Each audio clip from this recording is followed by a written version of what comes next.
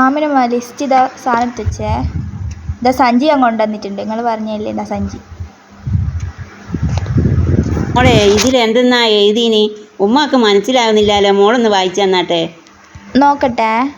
ഇതാ ഈ സാധനം ഒരിത് ഞാൻ പറയാം.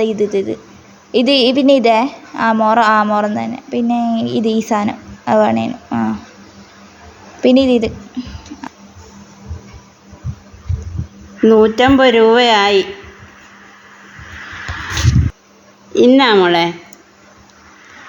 എന്തെങ്കിലും ഇതിരിക്കുന്നത്? ഒരു പേനക്ക് 9, 2 പേനക്ക് 20, 1 ലക്ഷത്തിന് 18, 2 ലക്ഷം 40. മൊത്തം ഇങ്ങനെ ഇരിക്കുന്ന പൈസ കൂട്ടിയിട്ട് രണ്ടെണ്ണത്തിന് ഇതെങ്ങനെ ശരിയാവും? 150 ഉറുപ്പില്ലേ? അന്ന് വാങ്ങിയതിൻ്റെ 1 രൂപ ബാക്കി ഉണ്ടായിരുന്നു. ഇപ്പം തരേ. ഇത് നോക്കട്ടെ. 2 രൂപയൊന്നും ബാക്കിയുള്ള തരൂല മോളെ, ഉമ്മാനെ പറ്റിക്കും. ശരിയാ. ഒരു പേന എടുത്തിനേനെ 9 അല്ലേ, എന്നാ 10. ഒന്നും കൂടി എടുത്തേക്കാം. എൻ്റെ കൂട്ടുകാരിൻ്റെ അനിയത്തി വീട്ടിൽ വന്നിട്ടുണ്ട്, അവൾക്ക് കൊടുക്കാൻ വേണ്ടിയിട്ടാ.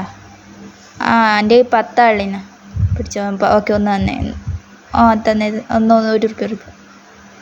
ഓക്കെ. പിന്നെ ഞാനൊരു കാര്യം ചോദിക്കണം എന്ന് വെച്ചാൽ, ഈ ബോർഡിൽ എഴുതി വെച്ചിട്ടുണ്ടല്ലോ, ഒരു പേനക്ക് 9 രൂപ, 2 പേനക്ക് 20 എന്ന്. ഞാൻ 18 രൂപയ്ക്ക് വാങ്ങിയില്ല. അപ്പം നിങ്ങൾക്ക് നഷ്ടമല്ലേ? ശരിക്കും മോള് എന്ത് വാങ്ങാനാണ് വന്നത്? ഈ ലിസ്റ്റിലുള്ളതല്ലേ.